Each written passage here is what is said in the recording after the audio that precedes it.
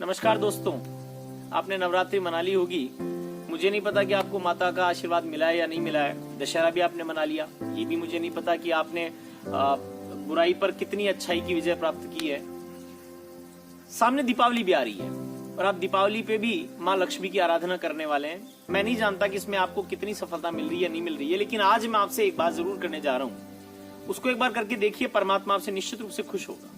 यदि वाकई में परमात्मा को खुश करना है तो इस वीडियो को लास्ट तक सुनिएगा और कोशिश करिएगा कि शायद वो आप कर पाए। यदि कर पाएंगे तो आप देखिएगा कि जरूर आपका परमात्मा आपसे प्रसन्न होगा। बहुत वर्षों पुरानी बात है, मेरे दादाजी कहा करते थे, और अब तो दादाजी संसार में नहीं है, दादी माँ भी कहा करती थी कि आत्मा सो परमात्मा। जो आपकी आत्मा होती है वो परमात्मा होती है।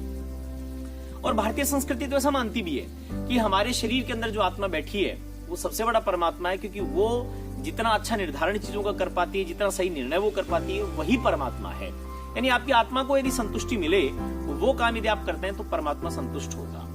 मैं छोटी सी बात आपसे पूछना चाहता हूँ। सामने दीपावली आ रही है, अभी आपने नवरात्रि की है। जब आप नवरात्रि करने बैठे, जब आप दीपावली मनाने के बैठेंगे, तो आपकी मन से निकलने वाली एक बात सबकी होगी। अपनी आत्मा से पूछिएगा, वो ये रहेगी कि मैं और मेरा परिवार, मेरे परिवारजन सुखी हो, संपन्न हो, सब खुश रहें। तो दोस्तों, मैं एक बात पूछना चाहता हूँ कि जिन लोगों ने कुछ समय पहले गलवान घाटी में चीन से लड़ते हुए अपने प्राणों का उत्सर्ग कर दिया, क्या ये अधिकार उनके परिजनों को नहीं कि वो ये सोचे कि हमारे परिजन जो है उनकी आत्मा भी शांत रहे?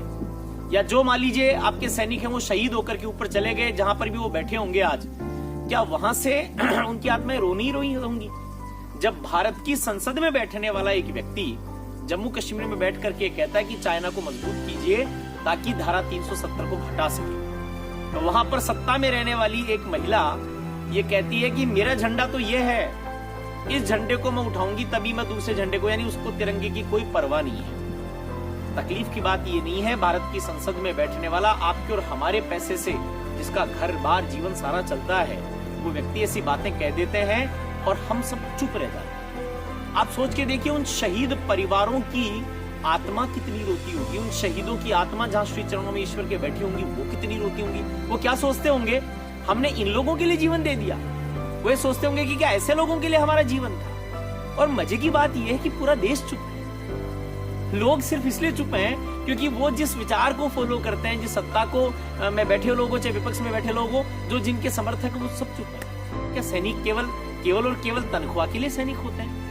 दोस्तों, हम वेतन के लिए काम करते हैं, वो वतन के लिए काम करते हैं। और ऐसे सैनिक, आप, मुझे घटना याद है कि इस बात को देख करके कि एक हनुमंत थप्पा नाम का सैनिक था, वो 6 दिन तक 30 फीट नीचे बर्फ के नीचे दबा रहा, कुछ नहीं बिगड़ा उसका, क्योंकि वो माँ के आंचल में था, माँ की गोद में था।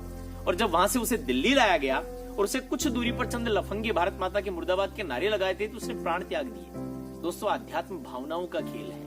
हम नवरात्र करें, हम विजयादशमी मनाएं, हम दीपावली मनाएं, और हम यदि ये सोच के बैठे कि देवी देवता हमसे खुश हो जाएंगे, मैं सनातन संस्कृति को मानने वाला व्यक्ति ये बात दावे से कह सकता हूँ, केवल और केवल पूजा पाठ करने से, उनके आगे धूप अगरबत्ती कर देने से देवता खुश नहीं होंगे।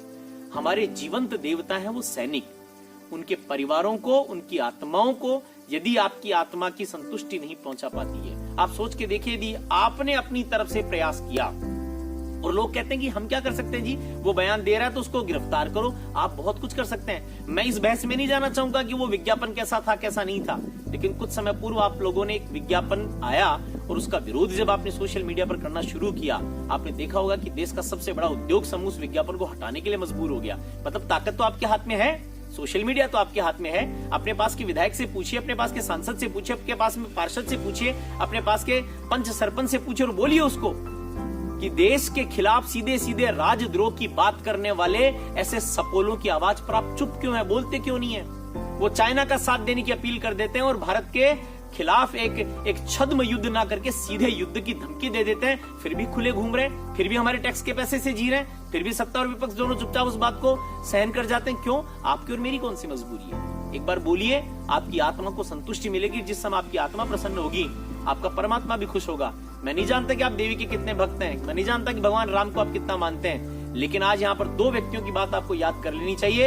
एक पिता में भीष्म, उन्होंने कहा था कि देश की सीमाएं माँ के वस्त्रों के समान होती है, और जो पुत्र और पुत्रें उसकी रक्षा नहीं कर सकते वो निकम्मे नकारा होते हैं। ये अपराध होता है और दूसरा स्वामी विवेकानंद जो भारतीय आध्यात्मिक जगत के सबसे प्रचंड और सबसे प्रकाशमान पुंज नक्षत्र हैं, उन्होंने कहा था कि कुछ समय पूर्व सब अपने देवी देवताओं की विधि आराधना छोड़ करके केवल एक भारत माँ की आराधना करने लग जाएंगे तो ये विश्व फिर से विश्व, ये जो पूरा देश है ये फिर से विश्व गुरु बन जाएगा।